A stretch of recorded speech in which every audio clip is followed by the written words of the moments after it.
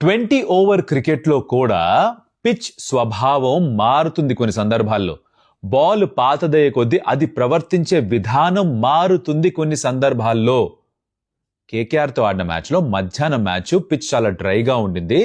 కొత్త బాల్ హార్డ్గా ఉంటుంది, షైనీగా ఉంటుంది కాబట్టి పడి చక్కగా బ్యాట్ పైకి వస్తుంది. అప్పుడు షాట్స్ ఆడడం సులువు, త్రూ ద లైన్ ఆడొచ్చు. అదే చేశారు. 9 ఓవర్స్లో 100 కొట్టారు. దాని తర్వాత ఏం జరిగింది? బాల్ కొంచెం పాతదైంది.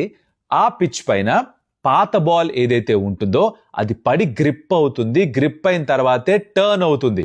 ఇది క్రికెట్ టర్ఫ్ వికెట్ మీద ఆడిన వాళ్ళకి, క్రికెట్ బాల్తో ఆడిన వాళ్ళకి అర్థమవుతుంది. మిగతా వాళ్ళకి అర్థం కాదు. వాళ్ళ ఉద్దేశంలో మొదటి బాల్ ఎలా అయితే పడిందో, ఎలా అయితే బిహేవ్ చేసిందో 120th బాల్ కూడా అలానే బిహేవ్ చేసిన 20 ఓవర్స్ పాటు ఏం మారదు అని అనుకుంటారు. క్రికెట్ అలా జరగదు. ఇది ఆడిన బ్యాటర్స్కి తెలీదా? తెలుసు. కానీ వాళ్ళు ఉన్న పిచ్కి వాళ్ళ బ్యాటింగ్ స్టైల్ని అడ్జస్ట్ చేసుకోలేదు. అది జరిగింది.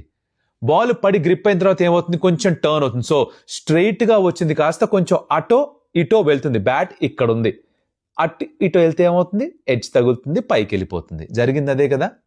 దీనికి మీకేం తెలుసు? రన్లు కొడుతున్నంతసేపు బాగానే ఉంటుంది, తర్వాత వాళ్ళకి సిచ్యువేషన్ తగ్గట్టుగా ఆడడం రావట్లేదు అంటారు. అవును, మాకేం తెలుసు? మీకే తెలుసు.